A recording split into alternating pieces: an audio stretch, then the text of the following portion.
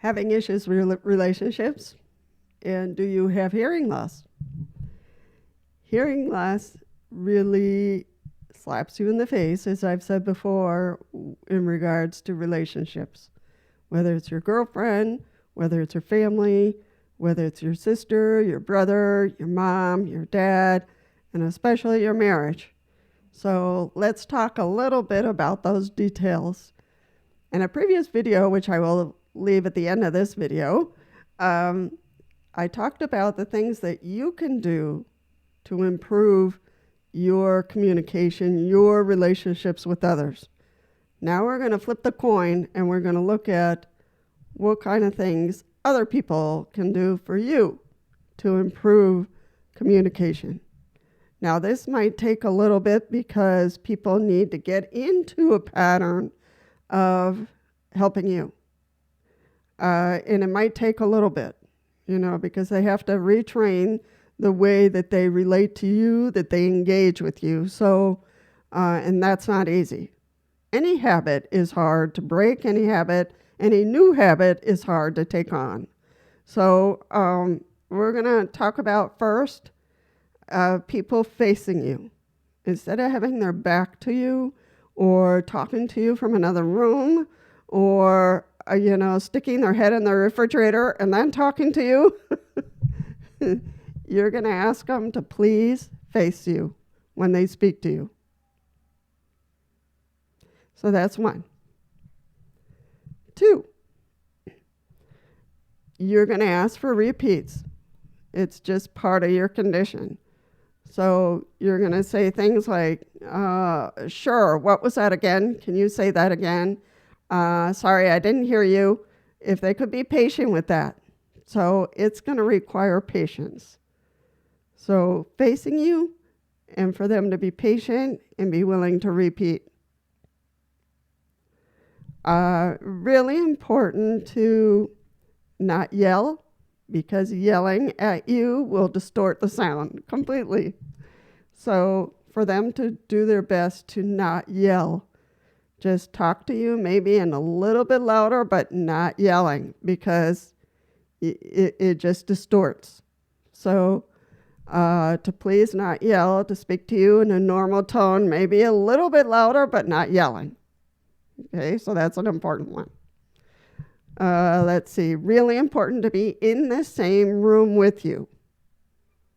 The same room. Because sound is dynamic. And if you can picture this in your head, sound is dynamic, and if it hits a wall or it hits a window or it hits a lot of furniture, it just dies right there. So it's really important for there not to be any obstacles between you and the person you're trying to communicate with. Let's see, TV. If you are both in the same room, you're watching TV together, and the other person wants to say something, they should mute the TV. They should mute it so that the only sound you have to focus on is the person. Because when there's competing sounds, when there's noise in the room, it'll just get distorted. It'll just fuse. The noise of the TV and the voice of the person will just fuse together, and then you won't be able to understand one or the other, if that makes sense. So if they could mute the TV, so that'll be really important, or mute the radio, or, make sure that the room is quiet when you're going to have conversation. If you're in a group and you're sharing with family, that's a little bit more challenging because everybody's talking, having fun, and you'll just have to situate yourself where you can see everybody. So whether you sit in a semicircle or you sit at the head of the table, but if they're going to talk to you, people have to, stop talking for that one person to be able to say something to you. So that's a little bit more challenging when you're in a group. And we'll talk about some tools that you can use in another video. So there's just so much about hearing loss that it is crucial just to take it one step at a time. So for relationships, it's just really important for you to jump on that bandwagon before that relationship ends up crashing. You end up frustrated, the other person ends up very frustrated, and then you don't get anywhere. If your relationship with your girlfriend or your husband or your wife is just really at heightened tensions at this point due to communication, my strong recommendation is you make an appointment with the audiologist so you can talk this over with a third person there or with a counselor. But I think it's really important to meet with the audiologist. They have skills to be able to help relationships. So consider that. See if your wife or your husband is willing to go with you to see. Sorry, my nose is itching. It's spring. So consider going to the audiologist together so you can talk about methods of communicating. I've given you a few tips here, but the audiologist might have a few more tips depending on the type of hearing loss you have. So everybody is a little different. You know, some have sensitive hearing loss, some have conductive hearing loss, and there are some technologies you could use to interact. So that just depends on your hearing loss.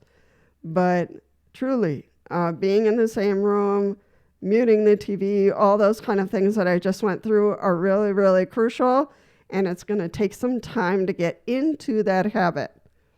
And, you know, if you haven't asked for these things, no wonder you're drowning.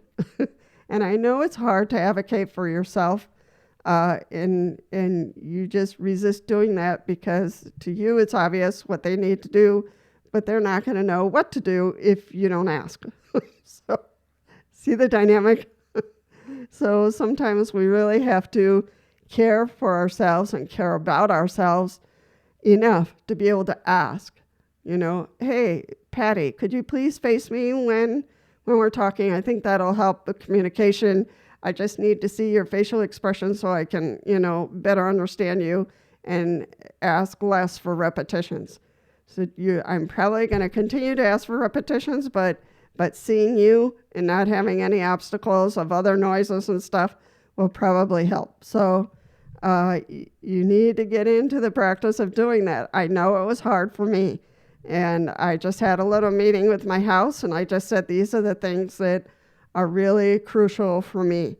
And if we could do that, that's going to help me. But my advantage was the other two people that I was living with were also hearing impaired. So they understood, and they saw that it would probably help them too. So, but when you're solo, when it's just you, it's a little different. And you have to do that daring act of advocating for yourself and asking for what you need. You can certainly do it in the mirror a couple of times before you jump in and you ask for what you need. Now, if you are just in that zone where you're depressed, you're anxious, you're angry, you're frustrated, you might want to make an appointment either with the audiologist or a counselor so you can receive the support you need, so that you can learn and catch on to tools on how to advocate for yourself in a way that others will listen. Because if you lash out, then you're not going to get to where you need to go. So it'll be really important for you to get the support you need if you haven't asked in a long time and people are just avoiding you because you're angry, which is very normal with hearing loss, then you might need a little bit more support from your audiologist or a counselor to work that through. So if you're that kind of person, you're on the edge and you just can't stand this anymore, then you're going to need that support, and that's okay.